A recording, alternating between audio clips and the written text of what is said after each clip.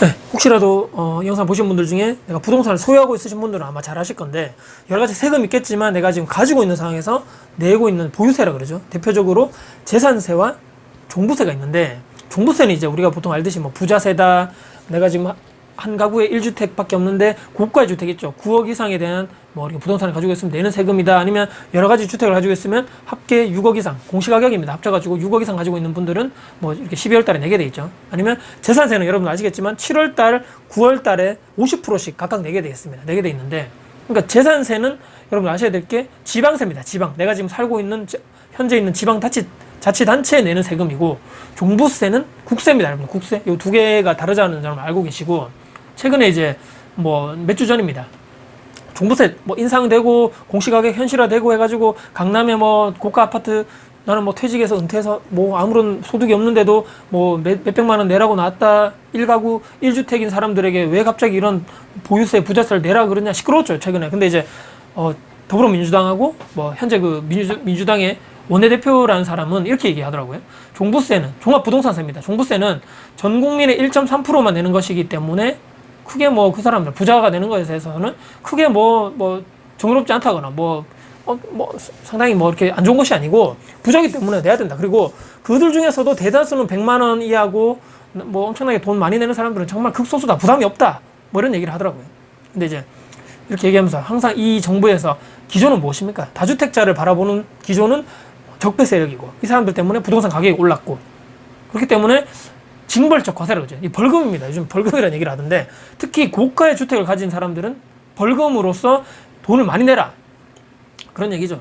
문제입니다, 제가 봤을 때는. 근데 이제 최근에 여러분 아시겠지만 방금 제가 말씀드렸죠.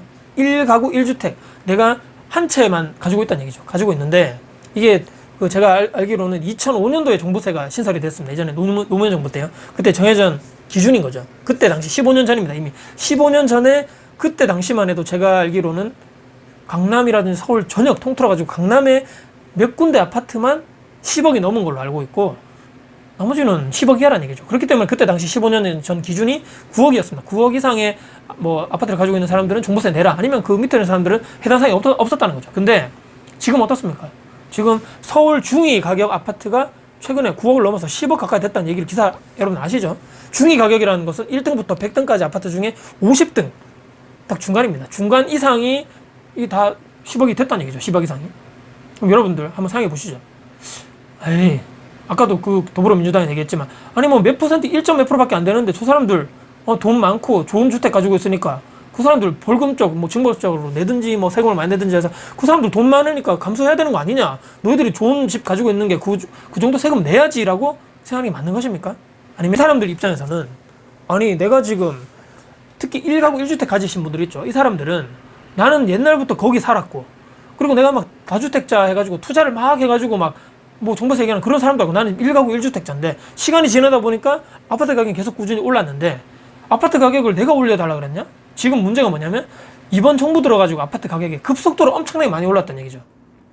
근데 이제 정부에서는 고가주택 가진 사람들마저도 적폐 세력이라 그러고 나쁜 사람이라 그러고 탐욕의 상징이라 그러고, 아니 안 그래도 그렇게 오해받는 게 나는 힘들고 정신적으로 상당히 스트레스인데, 나는 그냥 거기 살았던 죄밖에 없는데, 이런 것까지도 내가 오해를 받는데 거기서 플러스 더해서 징벌적 세금까지 더 내라?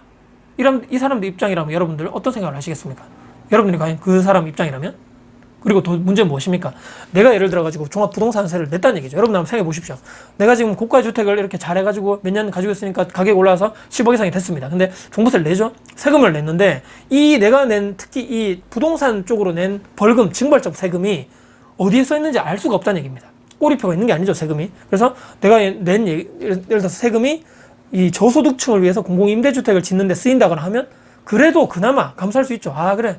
아유, 뭐, 더러도 내자. 아, 그래도 내가 낸 세금으로 정부에서 이렇게 막 저소득층을 위해서, 그들을 위해서 공공임대주택을 짓는 데 쓰인다 하니까 감수할 수 있습니다. 그 정도는. 근데 이게 어디 쓰인지 알 수 없습니다, 여러분들. 그렇기 때문에 부동산과 전혀 관계없는 곳에 세금을 쓸 수도 있다는 얘기죠. 그렇기 때문에 정말 억울하다는 얘기죠. 이분들 입장에서 보면요. 그렇기 때문에 뭐 조세 저항이다 이런 얘기도 나오고, 최근에 뭐 그런 또 고가주택 가지신 분들은 또 문제가 무엇이냐면 은퇴 퇴직자들 분들 중에서 피부양자 뭐 자격까지도 박탈할 수 있다 이런 얘기 나오죠. 그러니까 누가 내 집값 올려달라 그랬냐, 왜 가만히 있는데 왜 집값 올려가지고 나도 피해자다, 나 지금 퇴직 은퇴했는데 아무런 현금 흐름도 없고 돈도 없는데 내한테 자꾸 저런 뭐 아무런 돈도 없는 사람한테 이렇게 뭐 세금을 내라 그러냐, 저 돈은 나에게도 엄청난 부담이다라고 할 수도 있다는 얘기인 거죠. 반대쪽 입장에서 한번 생각해 보자는 얘기인데, 요까지도 내가 이게 약간 조금 영상 보신 분들 중에 저렇게 종부세, 재산세 많이 낸다고 하니까 야, 나는 말이야, 난 9억 이하까지만 난 아파트 사야 되겠다. 무슨 얘기냐면, 나는 종부세 내기 싫어. 저 사람 얘기 들어보니까 와, 나 안 되겠다. 더 좋은 아파트 있고 더 좋은 투자처가 있고 한데도 나는 9까지야. 나는 내가 투자할 수 있는 금액은 여러 가지 주택을 늘리더라도 나는 다 합쳐서 나 9억까지밖에 나 안 살 거야. 이렇게 생각하시는 게 정말 상식입니까, 여러분들? 이게 정말 건강한 사고방식이라고 생각하십니까? 제가 볼 때는 정말 잘못돼도 지금 한참 잘못됐다는 얘기인 거죠. 이렇게 말하면 또, 돈 있는 사람들이 좀 내면 되지. 맞는 게 아니야. 그게 사회 정의고, 그게 공평성을 위해서 맞고. 자, 그렇다면 제가 이렇게 한번 말씀드려 볼게요. 이렇게 생각하시는 분들 중에 그 대상이, 종부세 내시는 분들 있죠. 그 대상이 은퇴퇴직자분들, 그분들이 과연 별다른 소득이 없는데, 예를 들어서 그분들이 내 부모님이라면 여러분 어떻게 생각하실까요? 강남에 있는 예를 들어서 고가의 주택, 탐욕스럽고 욕심 많고 이런 그런 사람들에게 있던 투영된 이미지 있죠. 저 사람들은 뭔가 있을 거야, 이렇게 불법적인 방법으로 돈을 벌어가 저렇게 했을 거야라고, 그런 이미지의 어떤 그런 분들이 있죠. 자, 그분들이 내 부모님이라고 생각해 보십시오. 우리 부모님이 광역시, 지방의 광역시에 사시는데 집을 지금 집값이 너무 올라가지고 10억이 넘어버렸네? 근데 우리 부모님이 은퇴 퇴직하셔가지고 아무런 그런 소득이 없으신데 갑자기 돈을 세금을 내라 그러네. 징벌적 세금이라 그래가지고 너는 고가의 주택을 가졌으니까 너는 벌금으로서 국가에 세금 내. 이제 그들이 아니고 내 부모님이 만약에 그런 주택을 가지고 계시다고 한번 생각해 보십시오. 여러분들 어떤 생각을 하시겠습니까? 똑같은 잣대에 놓고 똑같은 말을 할 수 있으시겠습니까, 여러분들? 이거 정말 다른 얘기입니다, 여러분들. 한 번쯤 생각해 보셔야 됩니다. 자, 이 정부 처음 들어와서 3년 전에, 4년 정도 다 돼가지고 이제 처음 들어와서 주구장창 했던 얘기가, 공급을 전문가들은 늘려야 된다. 2021년, 22년도에 서울 특히 수도권 또는 주요 입지에 있는 이런 수요에 비해서 공급이 부족하다, 입주가 부족하다고 얘기했었는데도 불구하고 그때 당시에는 찾아보시면 한번 다 했습니다. 공급 충분합니다. 괜찮습니다. 그렇게 했었는데 그 주장이 최근에 틀렸다는 걸 인정했었죠. 왜냐? 얼마 전에 나왔었지 않습니까? 전세 공급 대책. 전세가 부족하다는 게 이미 나왔다는 얘기죠. 근데 이제 문제는 뭐냐면 11만 몇천 세대 공급 예정 그런 계획 중에서 아파트는 몇천 세대밖에 안 된다는 것이 그냥 정말 그냥 그 정책이 그냥 나와 있다는 얘기입니다. 전부 다 11만 몇천 세대가 전부 다 아파트였으면 정말 좋겠죠. 너무너무. 근데 아마 이것이 안 되기 때문에 당분간 또 이 부동산, 특히 아파트 전세 가격이 잡히기라는 것은 정말 현실적으로 더 힘들지 않을까.